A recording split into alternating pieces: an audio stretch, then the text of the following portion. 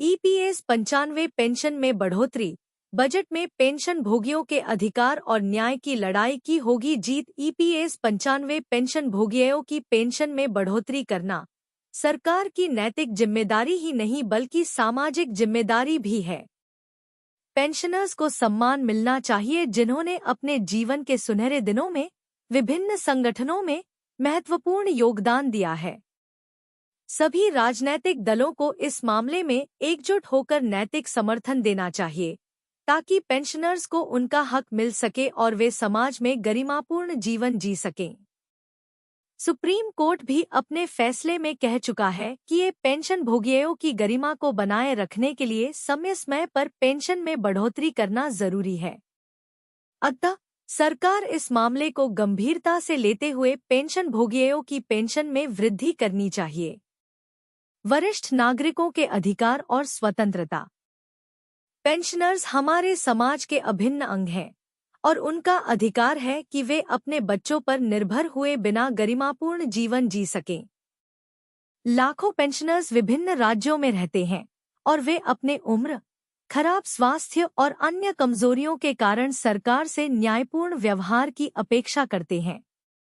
Court के ऐतिहासिक आदेश के बावजूद सरकार उनकी मदद के लिए कोई ठोस कदम नहीं उठा रही है।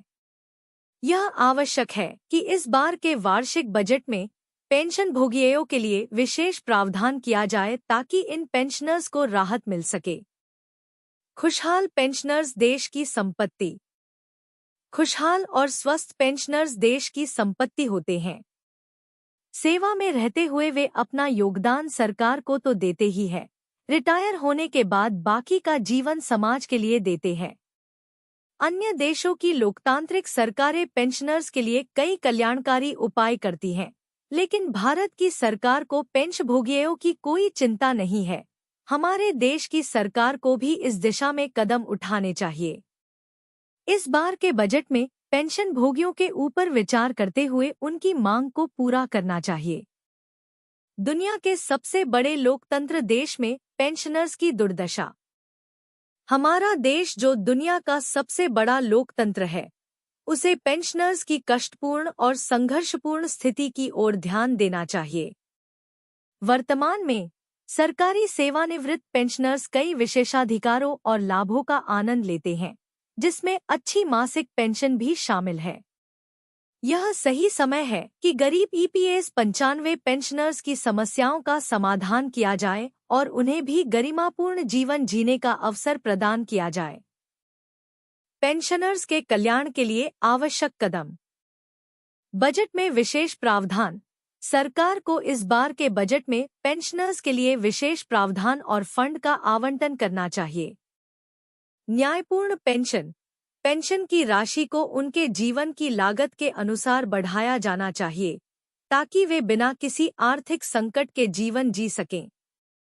स्वास्थ्य सुविधाएं। पेंशनर्स के लिए स्वास्थ्य सुविधाओं को सुलभ और मुफ्त करना चाहिए, जिससे वे स्वस्थ और खुशहाल जीवन जी सकें।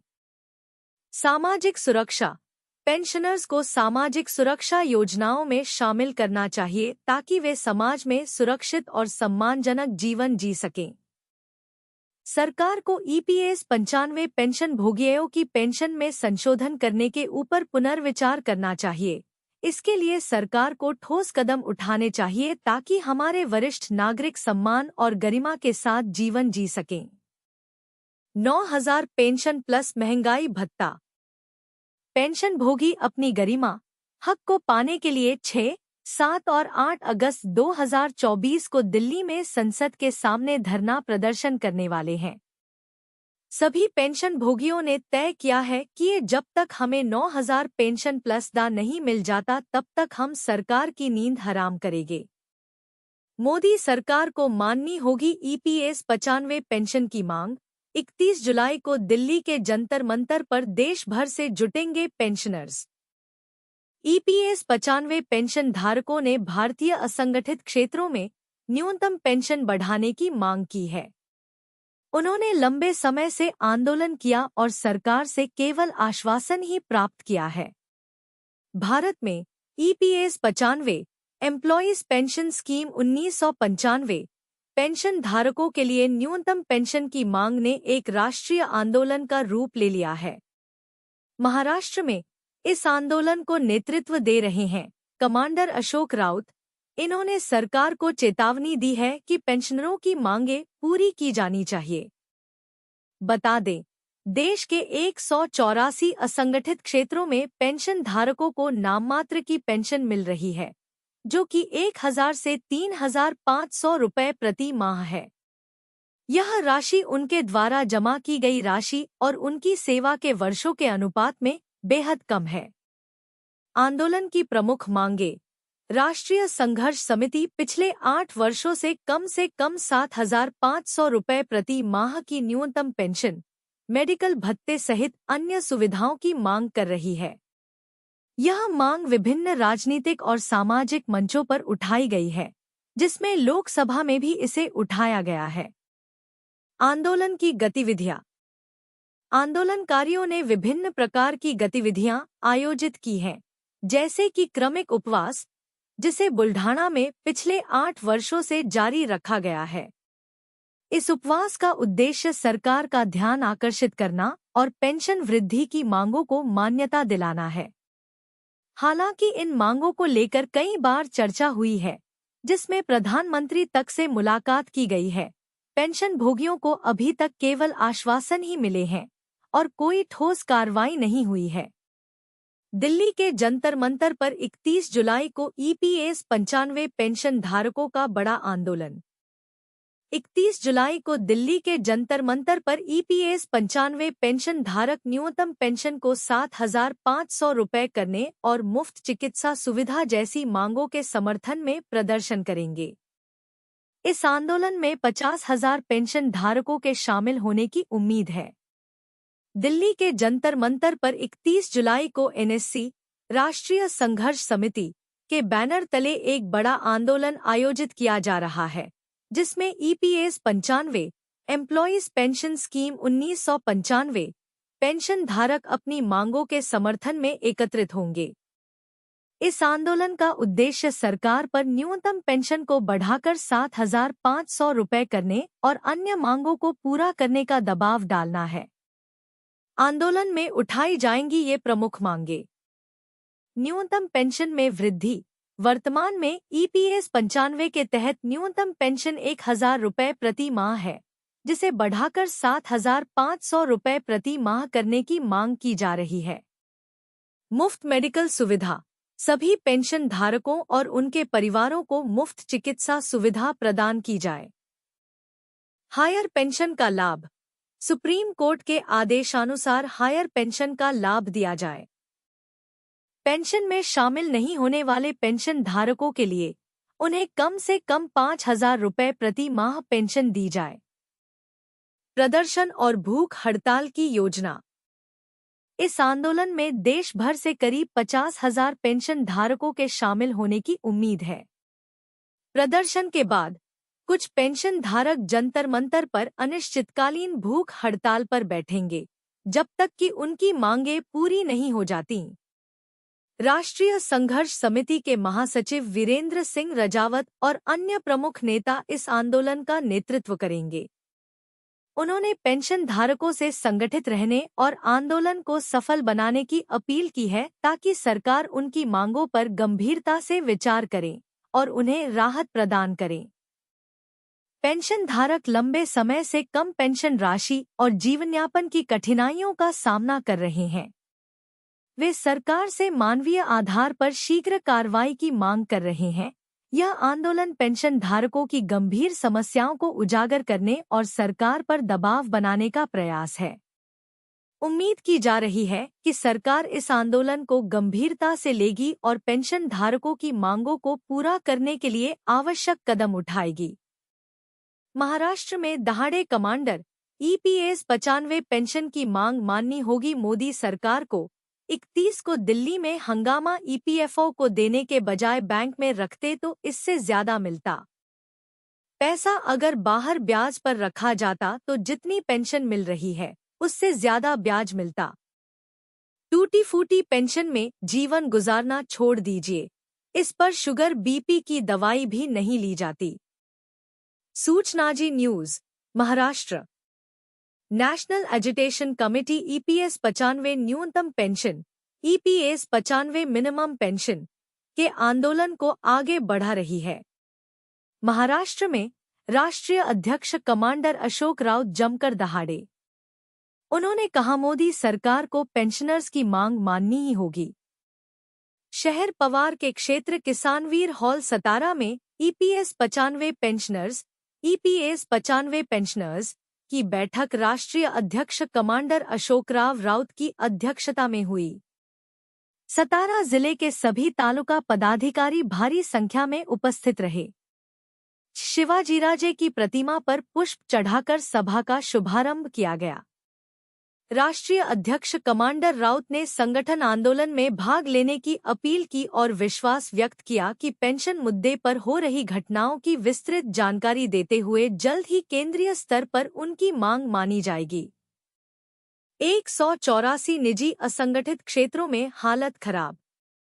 देश के 184 निजी असंगठित क्षेत्रों में 75 लाख पेंशन धारक, सहयोग, जिला बैंक, अर्बन बैंक, चीनी कारखाने, सेवा संस्थान, दूध संस्थान, सिविल पटपेढ़ी, बिजली निगम, एसटी निगम, निजी अस्पताल, औद्योगिक कारखाने और मीडिया स्टाफ, पत्रकार आदि में ईपीएस 95 स्कीम के तहत नाम मात्र 1000 से 3500 रुपए तक मिल रहा है।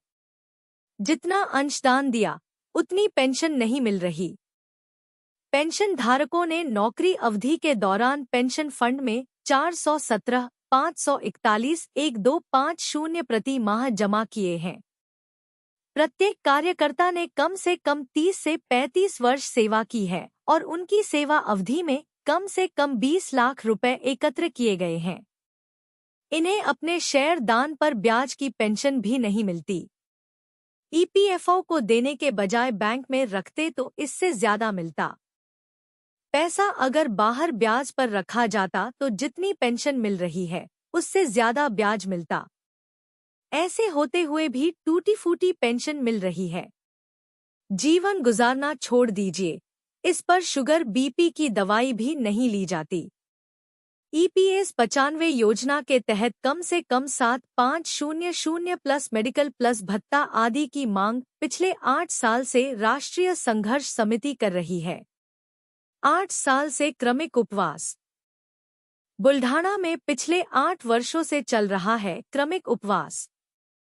इस बात का संज्ञान लेते हुए कई सांसदों ने लोकसभा में सरकार का ध्यान आकृष्ट किया है। मथुरा से सांसद हेमा मालिनी के सहयोग से प्रधानमंत्री को अशोक राउत एवं पदाधिकारियों ने 2021 व 2022 में बैठक कर विस्तृत चर्चा कर अवगत कराया। उन्हें केवल आश्वासन मिला, लेकिन उन पर कार्रवाई तक नहीं हुई। लंबे समय के बाद पेंशन भोगी निराश हैं। इनमें पेंशनधारी 30% भगवान के घर गए हैं। जंतर मंतर पर पहुंचने की अपील। अवसाद के कारण फेल पेंशन धारकों की स्थिति को लेकर राष्ट्रीय संघर्ष समिति द्वारा राष्ट्रीय बैठक की जा रही है। अशोक राउत ने पेंशन धारकों से अपील की कि 31 जुलाई 2024 को राष्ट्रीय संघर्ष समिति द्वारा जंतर मंतर दिल्ली में आक्रोश मोर्चा आयोजित कर केंद्र सरकार का ध्यान पाने के लिए भारी संख्या में उपस्थित रहें। संगठन मजबूत करके आंदोलन का फैलेगा दायरा। भुजंगराव जाधव ने अपने प्रस्ताव में कहा कि संगठन को मजबूत करने और संगठन की एकता व ताकत दिखाने के लिए समय की जरूरत है। साथ ही सतारा जिले में हर तालुकावार सभा में संगठन को मजबूत किया जाएगा और संगठन से अनुरोध किया जाएगा कि आगामी सत्र में पेंशन के मुद्दे को इस संगठन की ताकत से हल किया जाए। जो पेंशन जाधव ने कहा कि जो करेगा उनके पीछे संगठन स्थापित किया जाएगा। पेंशन भोगियों के कार्यक्रम में सतारा जिला बैंक के सीईओ राजेंद्र सरकले, दिलीप धारू, प्रहलाद सपकाल, सरिता नरखेड़े, सुभाषराव पोककर, सुजीत शेख, राजेंद्र बाराटक्के, रविंद्र साउंखे, महिला मोर्चा राष्ट्रीय अध्यक्ष शोभाताई आरास, जिला महिला अध्यक्ष सुमनताई साउंखे, हनमंतराव कणसे, हनमंतराव साबे, इब्राहिम मुजावर, शामराव खटावकर, प्रदीप पवार, शहाजी माने, एकनाथ चव्हाण, बाला साहेब अहिरे, प्रकाश पाटिल, विठ्ठलराव जाधव आदि उपस्थित रहे। जिला बैंक सेंट, एमएससीबी, शक्कर कारखाना, दूध संस्थान, विकास सोसा, भूविकास बैंक, नगरी बैंक सभा से सदस्य शामिल हुए।